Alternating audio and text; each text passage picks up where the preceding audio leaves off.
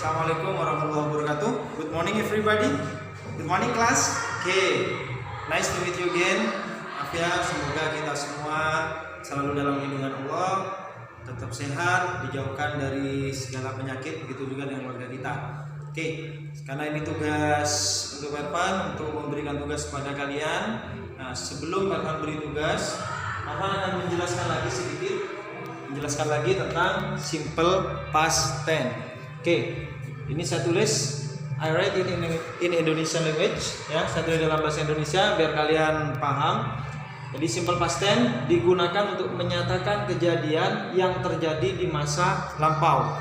Jadi ingat, kejadiannya terjadi di waktu lampau, bukan sekarang, tapi di waktu lampau. Bisa dikatakan pengalaman atau wah tadi malam saya begini Pak, kemarin saya begini. Itu ada menggunakan tenses simple past tense. Rumus dari simple past tense itu ada dua. Yang pertama namanya rumus verbal. Rumus verbal ini yang pertama itu ada positif. Rumusnya subjek plus verb 2 plus objek. Verb 2 ini apa Pak? Kita sudah membahas ini dalam simple present dulu. Di simple present ada namanya verb 1. Jadi bentuknya seperti apa, verb 2 nanti seperti apa, saya kasih contoh nanti. Rumus yang kedua dalam bentuk negatif yaitu subjek plus did not plus verb 1. Yang awalnya verb 2 nanti berubah menjadi verb 1 plus objek.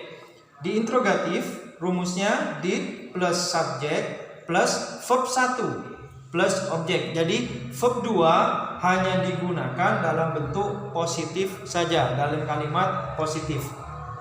Sekarang contohnya, ini contohnya Rudi pergi ke Besuki kemarin. Rudi di sini sebagai subjeknya, pergi sebagai kata kerjanya atau verbnya, ke Besuki sebagai objeknya. Sedangkan ini keterangan waktu. Lalu caranya merubah seperti apa? Kita lihat di sini. Yang pertama positif dimulai dari subjeknya. Siapa subjeknya? Rudi. Oke, good. Kita tulis dulu di sini Rudi.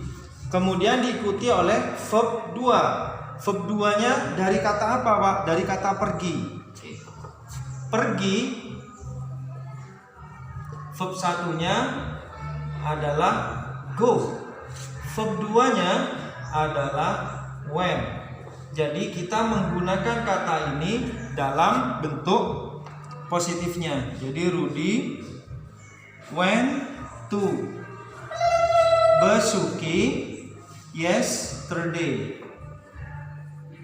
Jadi kalimat positifnya nanti berbentuk seperti ini. Ketika negatif, verb 2 akan berubah menjadi verb 1. Jadi kata when tadi yang kita pakai akan diganti dengan verb 1. Perubahannya menjadi, kita tulis dulu subjeknya Rudi, diikuti did not, verbnya verb 1 go. Kemudian setelah itu kalimatnya seperti biasa, sama. Besuki yesterday. Untuk interrogatifnya sama, menggunakan verb 1. Yang kita tulis dulu adalah kata bantunya di sini did, kata tanyanya. Did, subjeknya Rudi, verb 1 go to Besuki yesterday, tanda tanya.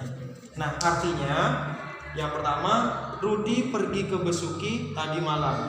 Rudi tidak pergi ke Besuki bukan tadi malam, kemarin. Kemudian did Rudi berarti apakah Rudi pergi ke Besuki kemarin? Jawabannya nanti ada dua ya. Jika ya jawabannya yes. Kemudian di sini ada kata Rudi.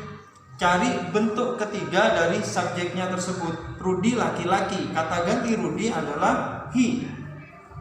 Yes, he. Kemudian kata tanyanya apa? Itu juga dimasukkan. Yes, he did. Artinya ya. Jika tidak, maka no sama he.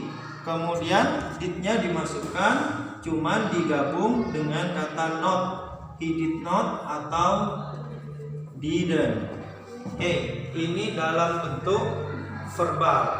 Nah, yang kedua sekarang dalam bentuk nominal. Dalam bentuk nominal di sini tidak ada kata kerja, tetapi kata kerjanya diwakili oleh atau diganti dengan to be, kata bantu. Kata bantunya untuk simple past itu ada dua, yaitu was sama were. Was, were. Kita buat contoh di sini.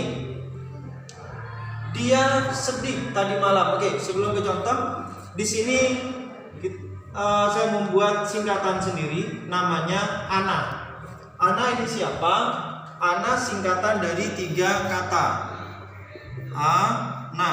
A yang pertama adalah adjective, N-nya noun, A yang terakhir adverb. Jadi karena di sini tidak ada kata kerja, maka setelah to be biasanya diikuti oleh kata sifat, kata benda, atau kata keterangan.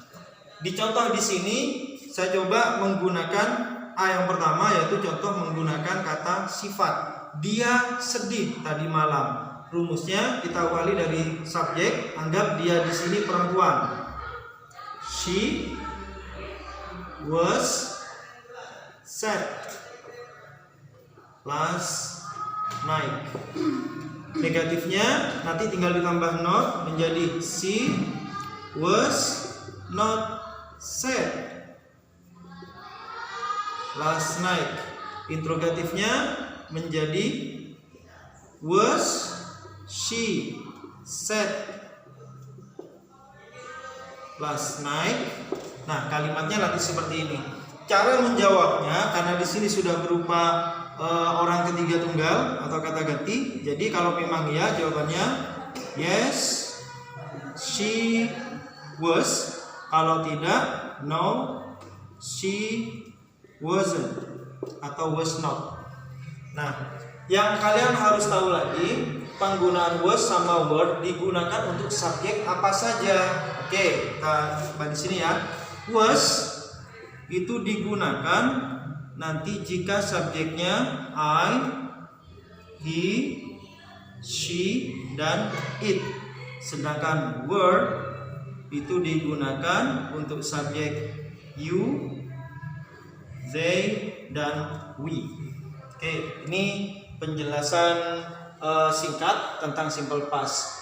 Hubungannya simple past ini nanti dengan pembahasan kita, yaitu tentang recount text. Apa itu recount text? Recount text itu menceritakan tentang pengalaman kita. Kita punya pengalaman apa? Kemudian kita akan menceritakan kembali pada teman-teman kita. Nah, itu dinamakan recount text. Tujuannya untuk menghibur pembaca. Hasil dari karya kita, tulisan kita nanti tujuannya untuk menghibur pembaca. Nah, untuk menyusun recount text di sini, yang pertama kita harus tahu generic structure of recount text atau struktur cara membuatnya. Yang pertama itu ada orientation. Di orientation yaitu menceritakan mengenai latar belakang informasi tentang siapa saja yang ada di situ, di mana, kapan kejadiannya atau peristiwa itu terjadi. Jadi contohnya nanti last week, minggu kemarin, I went to Korea. I met with Jungkook. Semuanya gitu. Makanya waktu itu Jungkook lagi jualan nasi pecel di situ. Nah, kita melihat. Jadi itu harus jelas dengan siapa, di mana, kapan. Oke.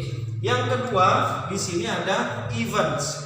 Events itu menceritakan serangkaian peristiwa yang terjadi sesuai urutan kronologis. Jadi kalau tadi kita pergi ke Korea, kemudian di Korea kita bertemu Jungkook, setelah itu ada kejadian apa? Oh Pak, saya membeli nasi pecelnya Jungkook.